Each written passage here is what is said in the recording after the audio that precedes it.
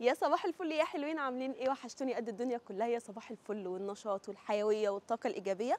الجو بقاله كذا يوم برد تلج، والله العظيم الواحد حاسس بكسل مش طبيعي. مش عارفه ليه حاسه ان الشتاء افتكر نفسه في اخر الموسم او قبل رمضان جاي ان هو يبرد علينا. بس الحمد لله الشمس طلعت النهارده، بقالها 3 4 ايام الشمس مش بتطلع، فان شاء الله الجو يدفي. وامبارح بالليل الجو قعد 3 ساعات يمطر تقريبا. ان شاء الله الجو يدفي على رمضان كده علشان ما نقعدش كده نتكتك، لان الكسل مش هينفع. فيديو النهارده مختلف. فيديو النهارده انا مبسوطه ومتحمسه علشان جايبه مشتريات مختلفه عن اي مشتريات انا شاركتها معاكم. حاجات انا كان نفسي فيها من سنين والحمد لله ان انا جبتها، وكان نفسي اجددها في المطبخ بتاعي من ساعه ما انا اتجوزت، لان طبعا انتوا عارفين ان حاجه الجهاز مش كلها بتبقى باختيارنا او بنبقاش عندنا الادراك الكامل. فطبعا في حاجات جديده نزلت في السوق وانا كان نفسي ان انا اجيبها قوي. فقررت كده ان انا على دخلة رمضان السنه دي يكون بالنسبه لي مختلف، واجدد شويه حاجات في المطبخ واجيب حاجات انا نفسي فيها. الواحد بيحس ان هو مبسوط كده لما بيجيب حاجات في المطبخ وتبقى جديده ويستخدمها، وخاصه بقى لو الواحد بيشوفها ونفسه فيها بصراحه. فيلا بينا كده نفتح الحاجه مع بعض ونشوفها، علشان متحمسه مليون ان انا افتحها وابدا ان انا احطها في المطبخ. هنعمل كل الحاجات دي مع بعض ان شاء الله. لايك وشير وسبسكرايب ويلا بينا. بعد ما ظبطت كل حاجه وحطيت كل حاجه، الجو بيمطر، في نقط ميه نازله، يا لهوي. تأخري شوية لحد ما أصور الفيديو، ما تقتليش الحماس فيا بالله عليكي. 5 دقايق 10 دقايق بالكتير هكون مخلصة. يلا بينا نفتح حاجة حاجة سريعا سريعا كده، علشان الجو شكله هيديها شتواية 10/10. الله الجو جميل والله العظيم بغض النظر عن أي حاجة الجو جميل. متحمسة أفتح الحاجة معاكم قوي علشان أبدأ أدخلها المطبخ، عشان عارفة إن هي هتدي شكل حلو قوي.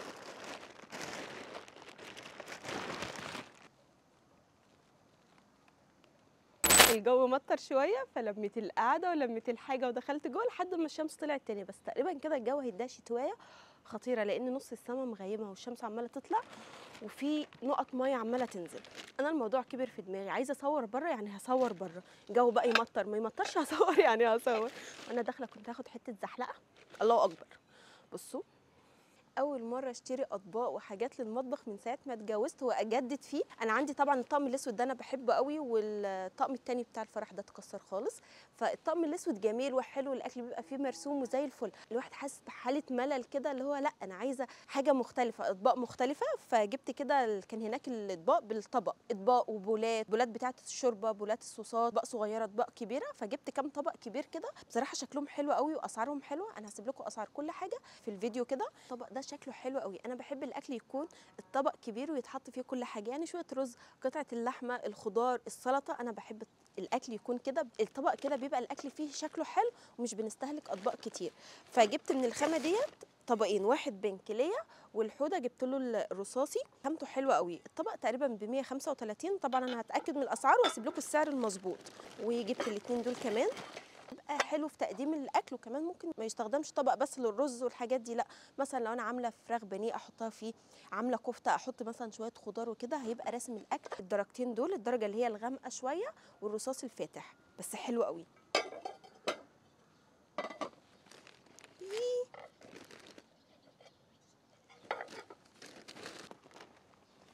زعلت اتكسر منه حته. الطبقين دول جبناهم لونين زي بعض، بس تقريبا مش عارفه بقى من العربيه ولا من واحنا بنحطهم اتكسرت منه حته صغننه.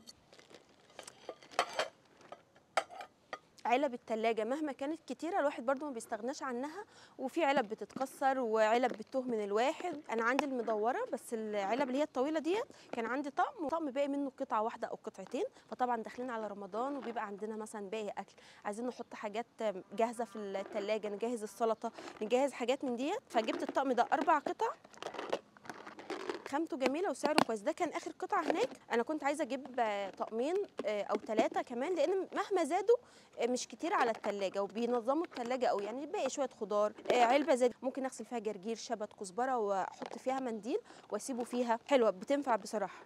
فهبقى اجيب برده تاني كمان طقم او طقمين. كنت عايزه اجيب الطقم بتاع ايكيا، عدده كبير قوي وسعره حلو، بس مش الاوريجينال اللي هو التقليد بتاعه، بس خامته حلو. بس طبعا كان في ضغط هناك كان خلصان. قولوا لي جبتوا ايه رمضان، وايه الحاجات اللي اشتريتوها جديده، وجددتوا ايه في المطبخ بتاعكم. طبعا الحاجات دي كلها هنظبطها مع بعض في المطبخ ونغير الشكل بتاعه. الكوبايات، مهما الواحد اشترى كوبايات الكوبايات بتتكسر. كنت شاريه طقمين، كل طقم باقي منه كوبايه او اتنين. لما بنبقى عدد ومتجمعين مش بلاقي كوبايات احط فيها الشاي، من كل طقم كوبايه اتنين، وساعات احط في الكوبايات اللي هي بتاعت الكابتشينو والنسكافيه وكده، فمش بتبقى حلوه. وعندي الكوبايات اللي هي من غير ايد ديت مش بحبها في العصير في الميه، لكن في القهوه والشاي وكده مش بحبها. بتحب الكوبايات اللي هي ليها ايد. ده للقهوه. جبت الطقم ده خطير، لونه ذهبي كده وشكله فظيع، حلو قوي. ينفع على فكره الشاي، هو دي شكل الاستكانه بس هي اكبر شويه، الاستكانه بتبقى اصغر، بس هو نفس الشكل كده واللون بتاعه حلو. طلع كوبايات جديده لونها ذهبي ولونها فضي، عجبني قوي الطقم ده. وجبت طقم للشاي، كوبايه الشاي بعد الفطار هتبقى اساسيه. جبت برده اللون اللي هو الذهبي بس حجم الكوبايه اكبر شويه، حلو قوي الطقم ده، عجبني لونه خطير. مع ان انا مش من محبين اللون الذهبي عامه، بس الطقم ده عجبني بصراحه، يعني عجبني اكتر من الفضي. جبت الماسك السيليكون ده. بعد ما جبت الحاجات دي طلعت الاوضه بتاعه الخزين اللي هي اللي فوق، كان فيها كراتين مقفوله من ساعه ما نقلنا وانا ما بصيتش فيها، وانا بفتح فيها كده بفلترها، بشوف الحاجات اللي لها لازمه، الحاجات اللي انا مش بستخدمها اطلعها. لقيت اختي دي بالظبط بس لونها اللي هو اللون الاخضر، قلت يا ريتني ما اشتريت، بس يلا مش مشكله. خدتها برده نزلتها في المطبخ عشان تبقى تحت ايدي استخدمها. جبت السيليكون دي، وجبت كمان واحده بس جبتها اللي هي المعدن، علشان مثلا لو انا مولعه فحم او بقلي حاجه في الزيت، مع ان انا ما كنتش بقلي قد كده، حسيت ان هي هتبقى حلوه وكمان لونها حلو، عجبتني بصراحه وسعرهم حلو، فقلت مش هتخسر معايا. وجبت المصفى دي برده حلوه قوي وايديها طويله، لما بكون عامله شوربه مثلا وعايزه اشيل منها البصل والحبهان والحاجات دي اللي عندي ايديها اتكسرت، عجبتني دي ان هي ايديها طويله كده هتسهل على الواحد، وبرده تنفع لو احنا بنقلي حاجات في الزيت وعايزين نطلع بيها جميله. انا بصور وانا قلقانه الجو يمطر عليا. الاثنين دول الهاند وش، اسيب واحده تحت وواحده احطها فوق، وممكن لو تنفع احط فيها الفيبه بتاعه الاطباق، بس مش عارفه هتبقى عمليه في المطبخ ولا لا. لو نفعت هحط واحده منها وواحده احطها في الحمام. جبت اتنين برده خامتها حلوه قوي وشكلها جميل، وطلعت عمليه وحلوه. هجيب منها كمان اتنين احط في كل حمام واحده، جبتهم الاتنين نفس اللون. جبتها عشان احط فيها المعالق والحاجات بتاعه المطبخ اللي هي زي دي كده. انا طبعا عندي واحده بحط فيها بس مش شكلها مش احسن حاجه، فدي هتتحط هنا كده هتبقى حلوه. الم فيها المعالق كده شكلها حلو، وكمان لونها ابيض ومعاها الستاند بتاعها خشبي. حبيت قوي اللون الابيض مع الخشبي عامه بيدي شكل حلو، فقررت اي حاجه اجيبها في المطبخ تكون الالوان ديت حلوه والوانها مريحه، مش اختيار، دي اختيار حوده.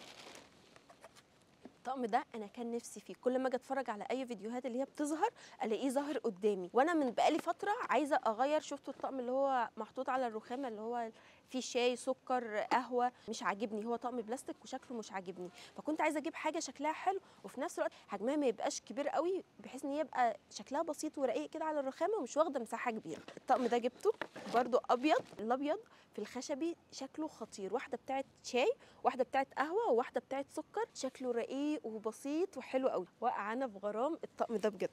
اباجوره بتاعت رمضان، انا عندي زينه رمضان من السنه اللي فاتت، بس كنت عايزه اجيب برده كام حاجه كده جدد، بس ما كانش هناك حاجات لرمضان كتير مختلفه. الاباجوره دي شكلها رقيق قوي، هوريكم شكلها واوريكم الاضاءه بتاعتها حلوه قوي. بصوا شكلها هلال كده تحفه، وسعرها حلو قوي. جبت منها اتنين، هوريكم شكلها كده وهي متركبه، وطبعا هنعمل ديكور رمضان مع بعض فهتدي بهجه كده. جبت اتنين شبه بعض.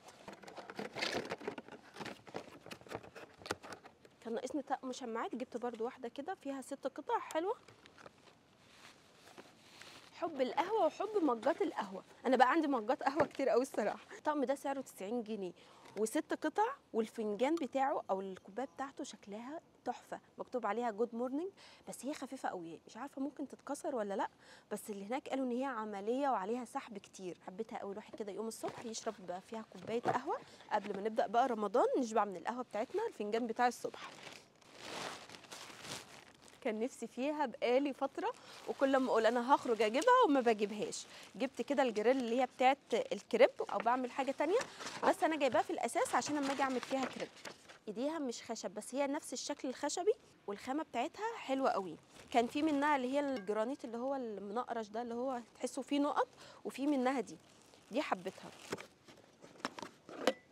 بصوا المج الكيوت ده شكله تحفه، جبته. انا كنت جايبه اللي هي واحد اللي هو بتاع بطوط ده، وجبت ده الحوده عشان يبقى احنا الاثنين عندنا مجات زي بعض. بصوا المقلايه الكيوت ديت، كان في منها كمان الاصغر بس الصغيره دي تنفع بس لبيضه واحده او لبان كيك. لونها عجبني قوي، ده اللي خطفني اول حاجه. جبتها علشان لو مثلا هعمل فيها بيضه 2، انا عندي كل المقليات اكبر من دي الحجم ده مش موجود عندي. وكمان جبتها قلت لو عملت بان كيك هتبقى على قد الواحده، والعمق بتاعها حلو قوي، فعجبتني بصراحه. روح قلبي ده اللي كان نفسي فيه ومش موجود عندي اصلا.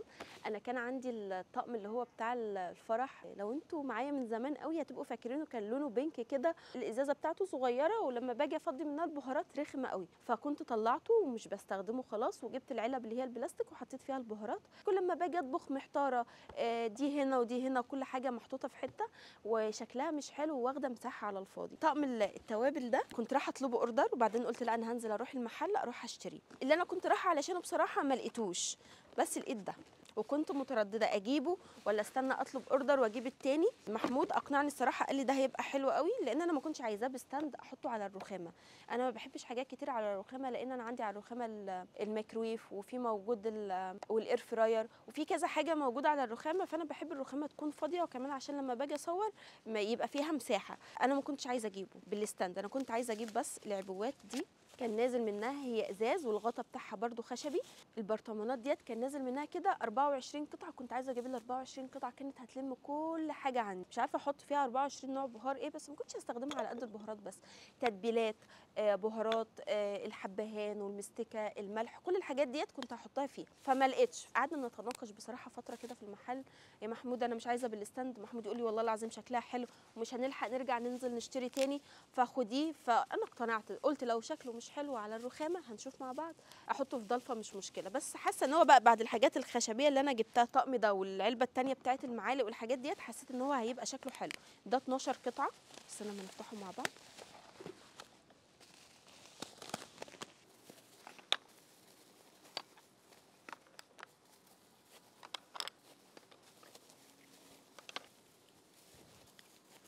مين زيي بيحب الاكياس دي ويقعد يطرقع كده، بحس براحه نفسيه لما بقعد اعمل كده. الطقم ده شكله حلو قوي، بصوا شكله لذيذ وخامته حلوه قوي وبيلف كده، فهجرب بقى احطه على الرخامه، اعتقد ان هو يبقى شكله حلو.